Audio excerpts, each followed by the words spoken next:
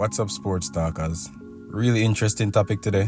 We're going to be talking about Doc Rivers' contribution to Shai Gilgeous-Alexander becoming one of the assassins in the league. But before we talk about that, I need you guys to be liking the video and commenting. If you support the channel, like the video, comment. Alright? I'm getting a few views, but I'm not getting any engagement, and I think engagement goes a far way. Let's hear what Doc has to say. Now he's having one of the best start to finish guard seasons in the history of the position. History of the game. He's one of the best scoring guards I've ever seen. Did you see this? Because I know you saw greatness in him, but not this. I loved him. Yeah, I loved him. I told you that. I told you that 3 years ago. Yeah. But I mean, come on. I mean, no one saw this. It bothered me to make that call to Shai, and I've shared that. That was a tough call. He handled it like such a pro, but you also felt it was like this, I'm going to make you pay for this trade. That's how you felt. I called Sam, and Sam had just talked to him as well. And Sam says, I tell you, we just gave away an assassin, and we better win it, because this he's going to come back and haunt all of us. Now, sports talkers, before I get to the Shai trade from the Clippers to OKC, isn't Doc Rivers one of the luckiest men alive? Think about it. Want to know if you really think about it. Doc Rivers has had some of the best jobs in the NBA. I don't know how he keeps on getting them. He must have a super agent, because this man's agent must be paid like 50% of his salary, because how is Doc Rivers getting these jobs and these opportunities over and over and over? He coached the Boston Celtics. He won 1 championship, right? They faced up with Kobe, so, Kobe got 2, they got 1. So I'll leave it at that. But he went ahead and got to the Clippers. He was setting so many records with the Clippers, with Chris Paul, Blake Griffin, DeAndre Jordan, Jamal Crawford, Lou Will. Like, they had a crazy team. Won so many games. They were having like win streaks of like 20 games, the whole yards. But they won nothing. Like, they didn't even get to the finals. You see me I say? Then he left from the Clippers and got another job in Philly with Ben Simmons, Joel Embiid, they had Jimmy, they had JJ Redick. They had a great team. Didn't make it to the finals, right? So, okay, we're going to keep on giving this coach a pass for doing nothing with great teams. How about we just give him another job? Doc Rivers got the Milwaukee Bucks job from a consulting position. That's crazy. Like, they hired the manager, I forget his name right now, but they hired a new manager for the Bucks. They hired Doc Rivers as a consultant because this guy was a first-year head coach. The man had a winning record. I'm so sorry I'm forgetting his name, but he had a winning record. He won like 30 games and lost maybe like 10 halfway through the season. And they fired him and hired Doc Rivers. And what did Doc Rivers proceed to do? Nothing. So, anyways, let's jump off that Doc Rivers thing. So, Doc Rivers, you're telling me that while you were at the Clippers, you had Shai Gilgeous-Alexander in your training facilities. You saw this player and you did not know that he would be this good?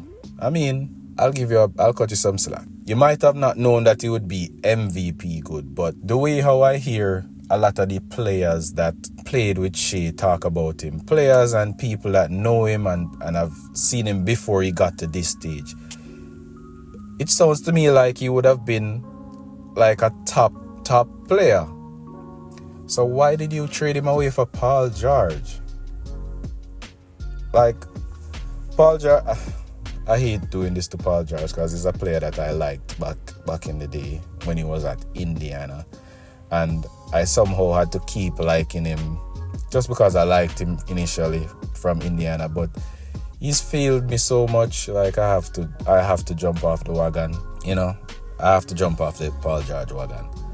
I couldn't stay on board and keep losing and keep making excuses for him. I just couldn't do it. So I hopped off. But Doc Rivers thought it would be good to trade this player that has so much potential. I heard people saying that this guy could be the next Jordan.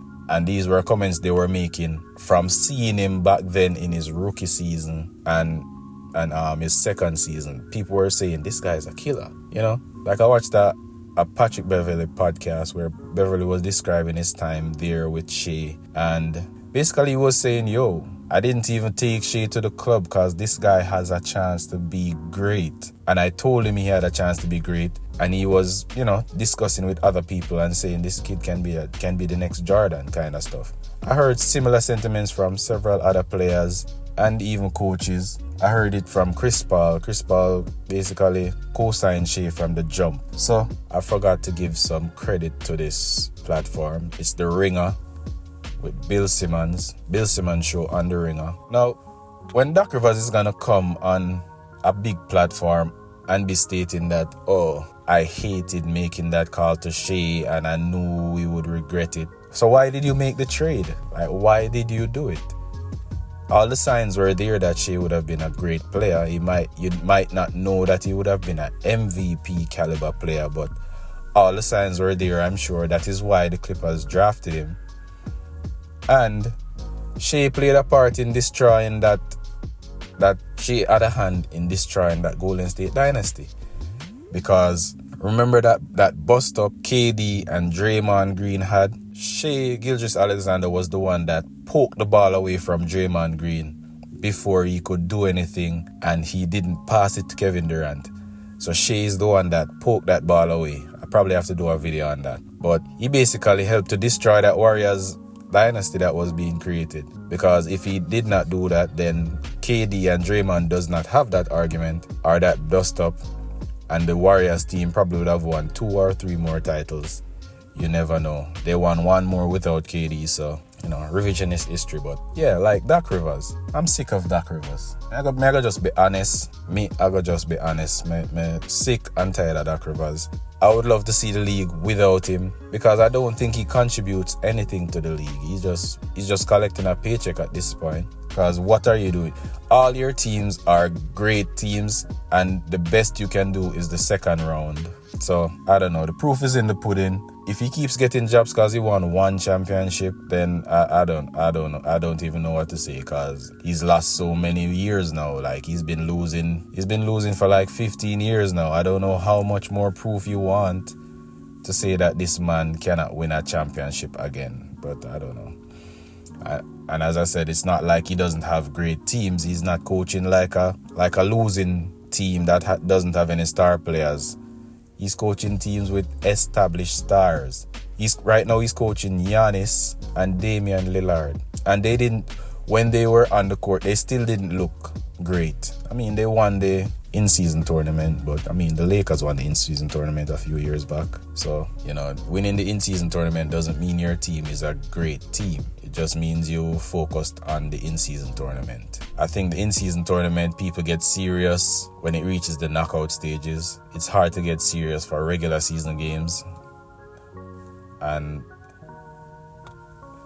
I think the players don't get as serious about the regular season games that are incorporated as in-season games. So, you know, they play just like how they would play a regular season game. But once it gets to the knockout stage, then they give it their all because they're trying to win that million, you know.